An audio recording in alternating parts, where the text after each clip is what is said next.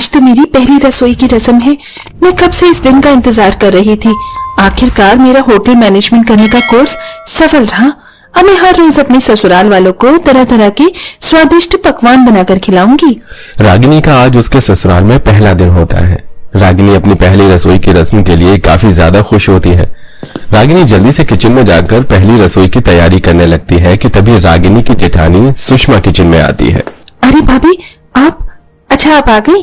मैं कब से काजू बादाम ढूंढ रही हूँ, लेकिन कहीं पर भी नहीं मिल रही हैं। अब खीर बिना काजू बादाम के थोड़ी ना अच्छी लगती है। रागिनी, तुम ये सब क्या कह रही हो? किसने कहा है तुम्हें ये खीर और पकवानों की तैयारी करने के लिए? भाभी, आज मेरी पहली रसोई की रस्म है तो मुझे तो ये सब करना ही था। अगर ये सब माँ जी ने देख लिया तो तुम्हारी खैर नहीं। इतना कहकर सुषमा पकवानों के लिए गए सारे सामानों को उठाकर वापस रखने की लगती है कि तभी वहां सुषमा और रागिनी की सास रेखा आ जाती है। ये सब क्या हो रहा है और ये इतना सारा दूध कहाँ से आया? माँ जी, वो आज मेरी पहली रसोई की रस्म है ना, इसलिए सोचा सबसे पहले आप लोगों के लिए खीर बना देती हूँ। बहू, तुम अभी नई हो, इसलिए तुम्हें हमारे घर के रीति रिवाज के बारे में नहीं पता। हमारे घर में साल भर में खीर बस एक ही बार बनती है, वो भी दिवाली पर, जिसमें हम दूध का नहीं बल्कि दूध के पाउडर का इस्तेमाल करते हैं। सुषमा बहू, तुम रागिनी को हमारे घर के खाने के बारे में सब कुछ बता देना। ये इसकी पहली और आखिरी गलती थी, इसलिए मैं इसे कुछ नहीं कह रही हूँ। इतना कहकर रेखा वहां से चली जाती है। अपनी सास का ऐसा बर्ताव देख रागिनी को कुछ भी समझ नहीं आता और वो हैरानी से अपनी जेठानी की तरफ देखने लगती है। ये सब क्या था भाभी? माँ जी क्या भूल गई? मुझे तो कुछ समझ ही नहीं आया।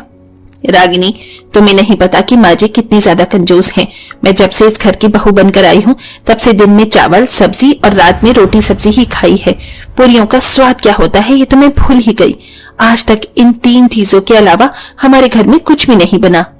लेकिन भाभी, इतनी कंजूसी का क्या फायदा जब घर में कोई अपना मनपसंद खाना ही नहीं खा सकता? क्या बताऊं रागिनी, मैंने माँ जी को कई बार समझाने की कोशिश करी है, लेकिन उन्हें मेरी तो क्या अपने बेटों और पिताजी की भी बात समझ नहीं आती।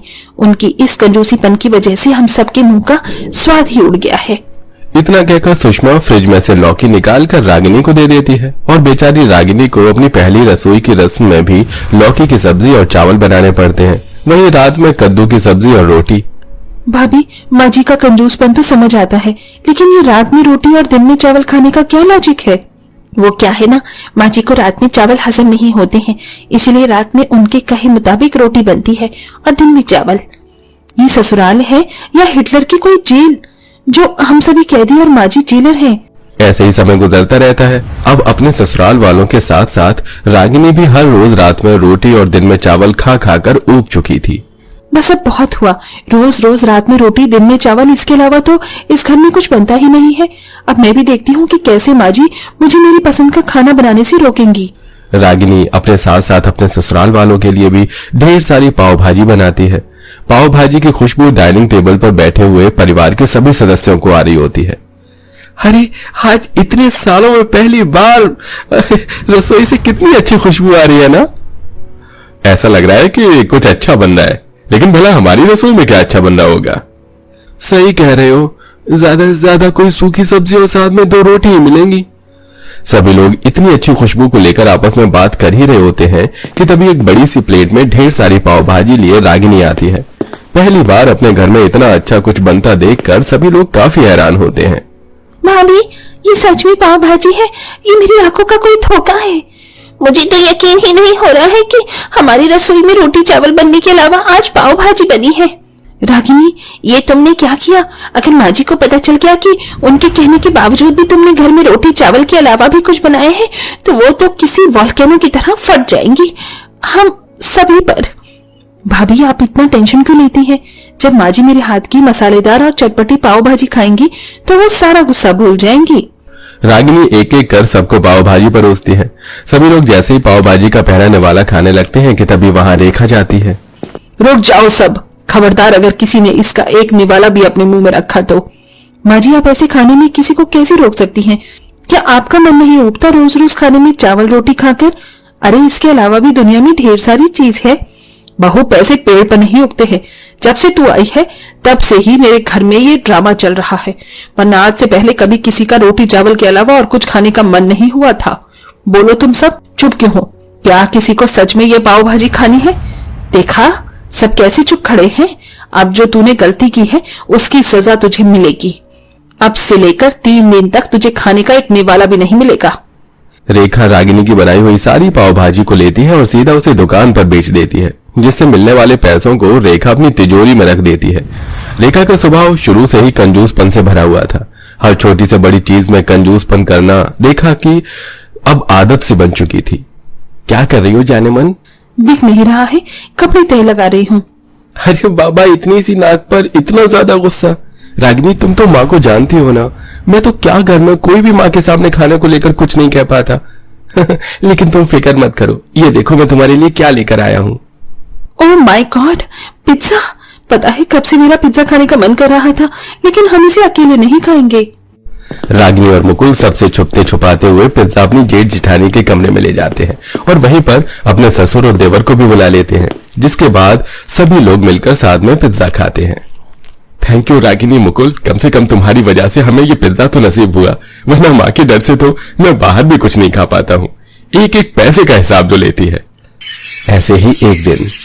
लेकिन क्यों माँ, मैं अपने फ्रेंड्स को घर पर क्यों नहीं बुला सकती? हर कोई मुझे अपनी बर्थडे पार्टी पर बुलाता है, तो मैं क्यों नहीं? क्योंकि अगर वो लोग आएंगे तो हमें उन्हें अच्छा अच्छा खाना बनाकर खिलाना पड़ेगा, जिसके लिए मेरे पास बिल्कुल भी पैसे नहीं हैं। आखिरकार आप इतना पैसा बचाकर करोगी क्या? अपने साथ क्या भगवान के पास ले जाओगी? आपकी इस कंजूसीपन की वजह से देखना, एक दिन हम सब यूं ही भूखे प्यासे मर जाएंगे। इतना कहकर सोनाली गुस्से में वहां से चली जाती है। सोनाली काफी जिद्दी किस्म की लड़की थी, इसलिए अब वो घर पर से छोटी छोटी चीजों का चोरी करती और उन्हें बाहर बेचकर मिलने वाले पैसों से आए दिन बाहर का खाना खाने लगती। लगता है इतने दिनों तक सिर्फ बाहर का खाना खाने की वजह से सोनाली को फूड पॉइजनिंग हो जाती है और उसकी हालत काफी खराब हो जाती है। भगवान, मेरी बच्ची को क्या हो गया? आज तक तो उसने कुछ भी बाहर का खाया भी नहीं है, तो इसे ये बीमारी कैसे लग गई? आपने कभी हम लोगों के खाने पर ध्यान दिया हो तो आपको पता चलेगा ना कि मैं पूरे 1 महीने से सिर्फ बाहर का खाना खा रही हूँ। और सिर्फ मैं ही नहीं, अब तो घर में हर कोई छुप छुप कर बाहर का खाना खा रहा है, वो भी सिर्फ आपकी वजह से। आपकी हर दिन रात रोटी और चावल की जिद ने हम सबको भूखा ही मार दिया था। आज जो मेरी हालत है ना, उसकी जिम्मेदार सिर्फ आप है। सोनाली की बात सुनकर सभी की आंखें नम हो जाती हैं। देख लिया अपनी कंजूसी का नतीजा। अरे हर रात रोटी, दिन में चावल खा खा कर हमारी बेटी इतनी परेशान हो गई कि उसने बाहर का खाना शुरू कर दिया, वो भी इस कदर कि उसकी हालत ये हो गई है। माँ जी, हमने आपको कितनी बार समझाया, लेकिन आपने कभी हमारी बात नहीं सुनी और सिर्फ अपनी मनमानी करती रही। देख लिया अपनी मनमानी का नतीजा। माना मैं कंजूस थी, लेकिन ये सब पैसे मैं अपने लिए नहीं बल्कि तुम सबके लिए बचा रही थी कि अगर भविष्य में हमें कोई परेशानी आई तब हम इन पैसों का इस्तेमाल कर सके। पर मुझे नहीं पता था कि मेरी वजह से एक दिन ये हो जाएगा। आप सब लोग मुझे माफ कर दीजिए। अब से मैं कभी भी अपने कंजूसीपन की वजह से आप लोगों को तकलीफ में नहीं रहने दूंगी। रेखा की बात सुन घर में सभी लोग काफी खुश होते हैं। आज सही मायने में मेरी पहली रसोई की रस्म होगी। आप सब लोग बस मुझे थोड़ी देर दीजिए, मैं आप सभी के लिए कुछ अच्छा बनाकर लाती हूँ। रागिनी किचन में जाती है और सभी के लिए तरह तरह के स्वादिष्ट पकवान बनाती है। इतने समय बाद घर में बना हुआ इतना अच्छा खाना खाकर सभी लोग काफी खुश होते हैं, जिसके बाद अब आए दिन खाने में रोटी चावल के अलावा भी तरह तरह के पकवान बना करते थे और अब पूरा परिवार हंसी खुशी खाना खाता है। आपके घर में सुबह और शाम को खाने में क्या बनता है? कमेंट करके खाने का नाम जरूर बताइएगा।